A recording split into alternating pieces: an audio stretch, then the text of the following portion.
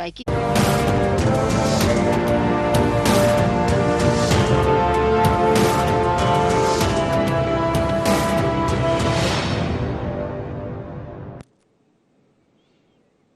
नमस्कार, बाखबर में आपका स्वागत है। मैं हूं राघवेंद्र सिंह। बाखबर में आज हम बात करेंगे मध्य प्रदेश में विधानसभा के उपचुनाव की अभी तारीख तो तय नहीं है, लेकिन उसके पहले कह सकते हैं कि दोनों पार्टियों ने दम लगाना शुरू कर दिया।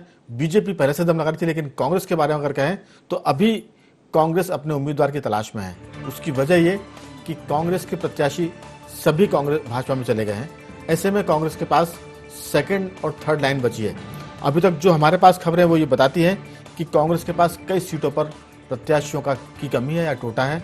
बता दें कि ग्वालियर चंबल संभाग की जो सीटें उसमें 16 सीटों पर कांग्रेस के पास 10 से 12 उम्मीदवारों ने दावेदारी जताई है, लेकिन बाकी अगर हम वहाँ की 4 सीटों की बात करें, 5 सीटों की, तो वहाँ एक तरह से उम्मीदवार अभी उनको मिल नहीं पा रहे हैं। भोपाल के पास की बात करें, सांची की सीट, जहाँ से कांग्रेस के डॉक्टर प्रभुराम चौधरी उम्मीदवार थे, विधायक थे कांग्रेस से, उनके भाजपा में जाने से रायसेन सीट से भी कोई दमदार प्रत्याशी कांग्रेस को नजर नहीं आ रहा है। अगर सुर्खी की बात करें बुंदेलखंड की, बुंदेलखंड भाजपा के गढ़ में शामिल रहा है। वहां से भी गोविंद राजपूत, जो कल तक जो कांग्रेस के विधायक थे, उनके भाजपा में आने से सुर्खी में भी कांग्रेस के लिए दिक्कत पैदा आ रही है। बदनावर की हम बात करें तो वहां भी दिक्कत है। ऐसे तमाम 24 में से करीब आधी सीट ऐसी है जहां कांग्रेस को दिक्कत का सामना करना पड़ा, और कांग्रेस वहां भाजपा के बागी उम्मीदवारों पर नजर लगाए हुए है। तो ये सब चीजें हैं जिन पर हम विस्तार से बात करेंगे। टेलीफोन लाइन पर हमारे साथ वरिष्ठ पत्रकार योगीराज योगेश जी फोन लाइन पर हैं। योगीराज जी, आपका बहुत बहुत स्वागत है। जी धन्यवाद सर।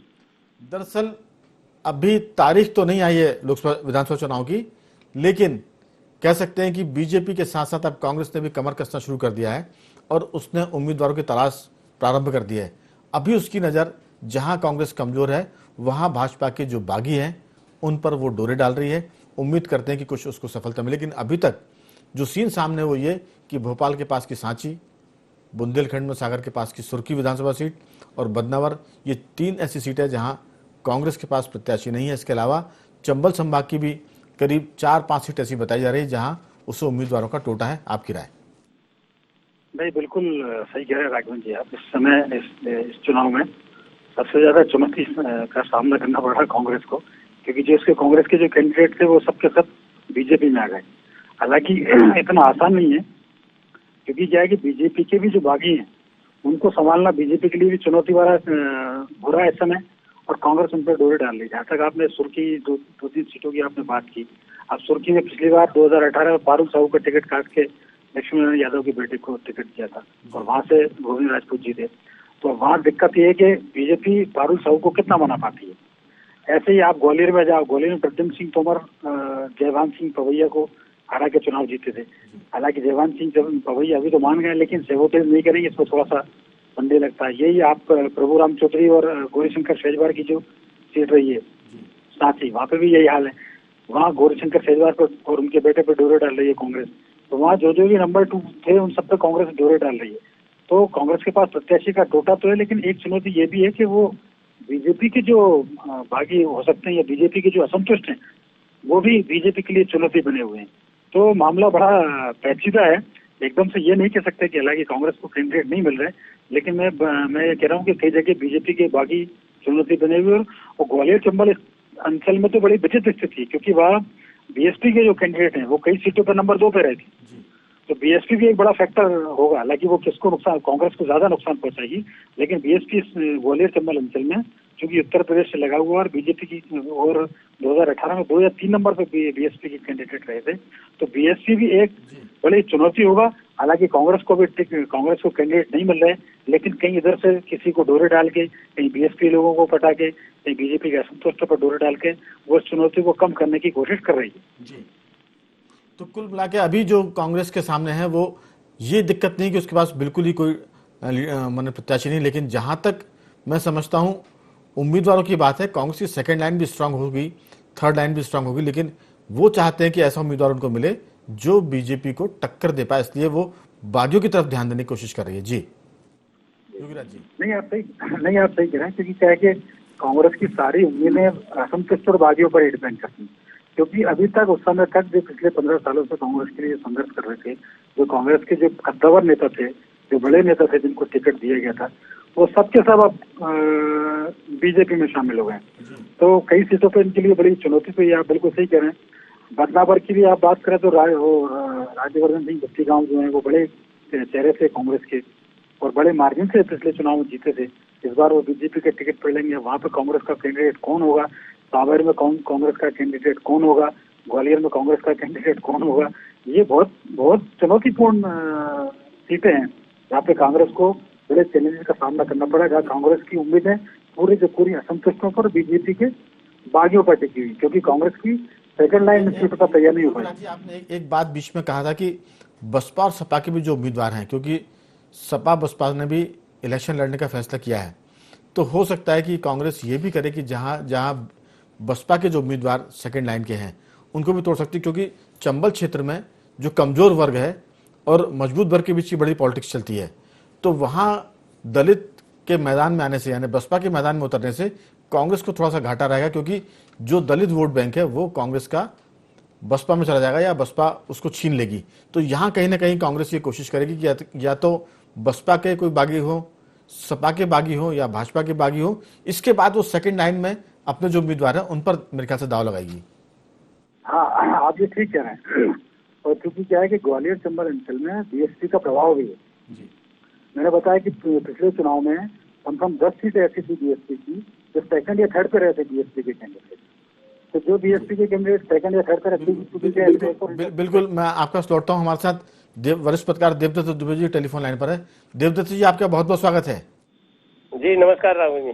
वैसे किसी भी पार्टी के पास उम्मीदवारों का टोटा नहीं होता है, लेकिन जिताऊ उम्मीदवार की तलाश हर कोई पार्टी करती है।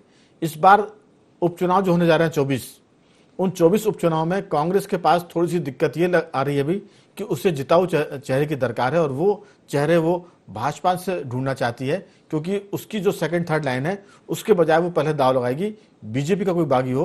तो आपको लगता है कि कांग्रेस ऐसे उम्मीदवार को ढूंढ पाएगी जो मैच जिताऊ हो, चुनाव जिताऊ हो, और कम से कम कांग्रेस का वजन बढ़ाए?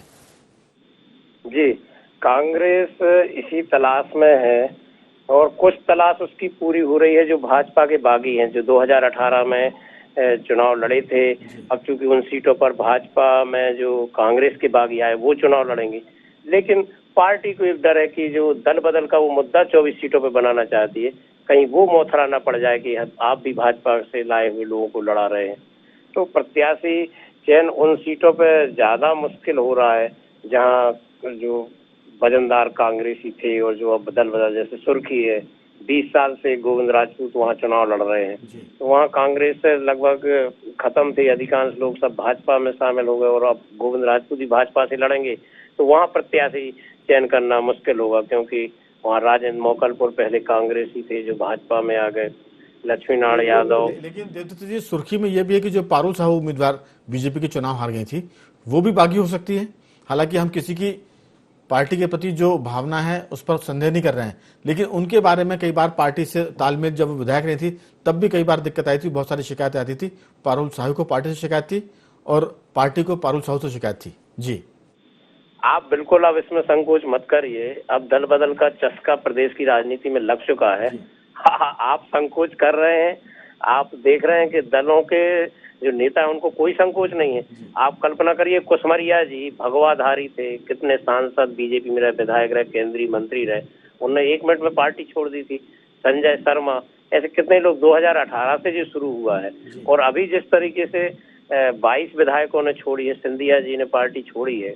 अब उसके बाद दल बदल का कोई संकोच वाला मामला प्रदेश में नहीं बचा है। उत्तर प्रदेश और बिहार की तर्ज पर यहाँ दल बदल अब खो खो के गेम जैसा चलेगा। हम थोड़ा सा इसलिए संकोच या लिहाज करते हैं कि मान लो वो पार्टी के प्रति बहुत वफादार है और हम यहाँ कह दें कि वो पार्टी के प्रति उनका रुख जो है कमजोर पड़ गया, तो फिर उनकी निष्ठा को धक्का लगेगा। जब तक कि कोई चीज़ उजागर ना हो जाए, जब तक वो मुट्ठी बंद है, तब तक हम उनकी मुट्ठी क्यों खोलें? इस लिहाज से हम लोग संकोच कर रहे हैं। बाकी आपने ठीक कहा कि दल बदल अब कोई पैमाना नहीं बचा है। लोग इसको कहते हैं कि जहां आदमी जीते, जहां जिसको लाभ मिले वहां वो जाता है। कार्यकर्ताओं की बात लोग कम करते हैं, खुद के लाभ की बात ज्यादा करते हैं। जी, आपने देखा होगा दीपक जोशी के बयान जो पिछले पखवाड़े चलते रहे, उन्होंने कहा कि जी हम यदि यहाँ उपेक्षा हुई तो हम कोई भी निर्णय ले सकते हैं। उधर धार में वो शेखावत अभी भी आज फिर उनका बयान आया है। तो ये कोई अब मुद्दा नहीं बचा है, अब सफलता चाहिए आदमी को। हाँ, जैसे दिलबाग जोशी की आप बात कर रहे हैं, उनके पिता मुख्यमंत्री रहे, भाजपा के संस्थापकों में रहे, मध्य प्रदेश की हम बात करें जनसंघ के कद्दावर लीडरों में रहे, मुख्यमंत्री वो रहे, सांसद रहे। इसके बाद आप देखिए कि खुद दीपक जोशी मंत्री रहे। अब इसके बाद अगर पार्टी उनको टिकट नहीं देती है मान लो, तो ऐसा देवदत्त जी कहीं नहीं लिखा है कि अगर आपको टिकट मिला तो फिर जब तक आपका जीवन है तब तक आपको टिकट मिलेगा, जब आपका टिकट कटेगा तब आप बागी हो जाएंगे। तो ये तो पार्टी के साथ आपने, ये उपचुनाव अलग बात है, लेकिन जो जिन बागियों की हम बात कर रहे हैं वो कहीं ना कहीं पार्टी के प्रति उनकी वफादारी नहीं है। बिल्कुल नहीं है।